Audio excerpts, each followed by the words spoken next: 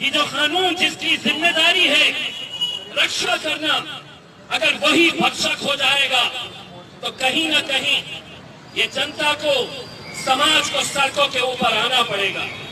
हमारे मतभेद होंगे, कांग्रेस पार्टी के साथ हमारे राजनीतिक वैचारिक मतभेद हो सकते हैं और है, लेकिन उस पार्टी के सबसे प्रमुख नेता राहुल गांधी के गिरेबान तक अगर पुलिस चले जाती है, अगर उसका गला पकड़कर उसे नीचे गिरा देती है तो हम निंदा करते हैं और हम ये कहना चाहते हैं कि ये लोकतंत्र के अंदर राहुल गांधी को अगर गिराया गया है तो कांग्रेस के साथ हम भी इस मुद्दे के ऊपर खड़े हैं और हम भी राहुल गांधी को ये कहना चाहते हैं कि हमारे वैचारिक मतभेद होंगे, हमारे राजनीतिक मतभेद होंगे, लेकिन तुम्हारे गिरेबान तक अगर कोई हाथ डालेगा तो वो हाथ को काटने की ताकत मजलिस इत्तेहादुल मुस्लिमीन के अंदर है।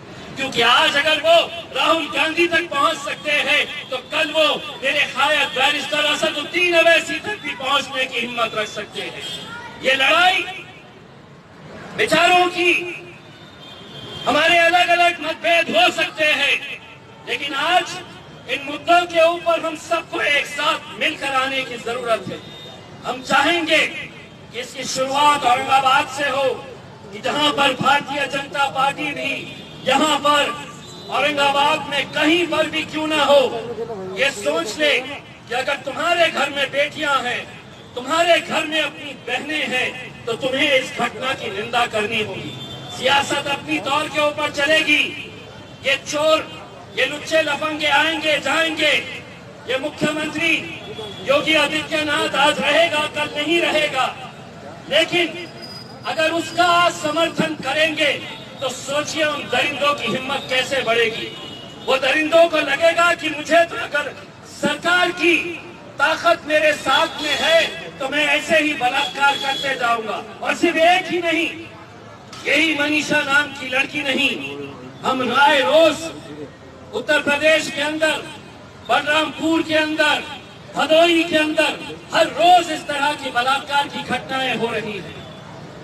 लेकिन अगर इनकी निंदा नहीं की गई, अगर योगी आदित्यनाथ को वहां से हटाया नहीं गया, तो हम तो ये समझेंगे कि इन बलात्कारियों का समर्थन इस मुल्क के वजीर आजम नरेंद्र मोदी और अमित शाह भी कर रहे हैं। इन दरिंदों की हिमायत वो लोग भी कर रहे हैं। कहां है वो स्मृति ईरानी जिसने आजम खान के एक जुमले के ऊपर लोकसभा के अंदर इतना हंगामा खड़ा कर दिया था।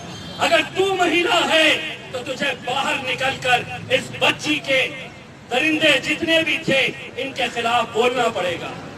अगर तुम नहीं बोलेंगे तो अगले अधिवेशन के अंदर तुम्हें हमारा भी सामना करना पड़ेगा। हमारे भी सवाल रहेंगे और तुम्हें जवाब देने पड़ेंगे कि किस तरह से हम एक कानून एक के लिए लगाएंगे और दूसरा कानून दूसरे के लिए लगाएंगे।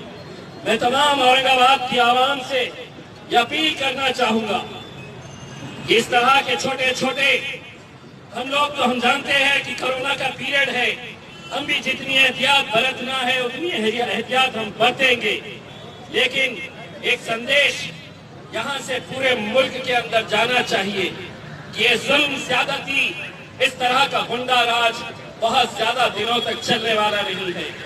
ये सत्ता में बिठाने वाले यही जनता है।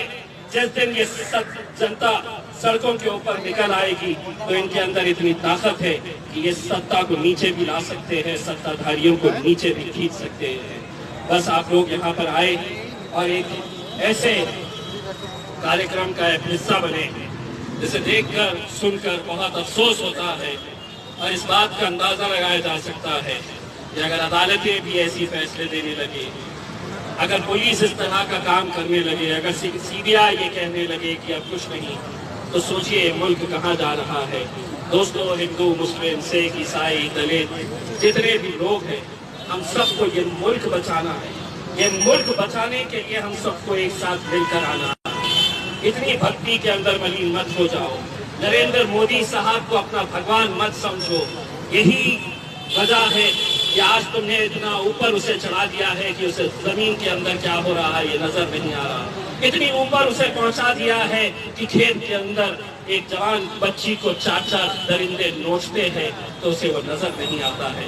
दोस्तों, सभी लोगों को, सभी भारतीयों को एक प्लेटफॉर्म के ऊपर आना पड़ेगा, तभी जाकर हम इन दरिंदों का मुकाबला कर सकेंगे। बहुत बहुत शुक्रिया।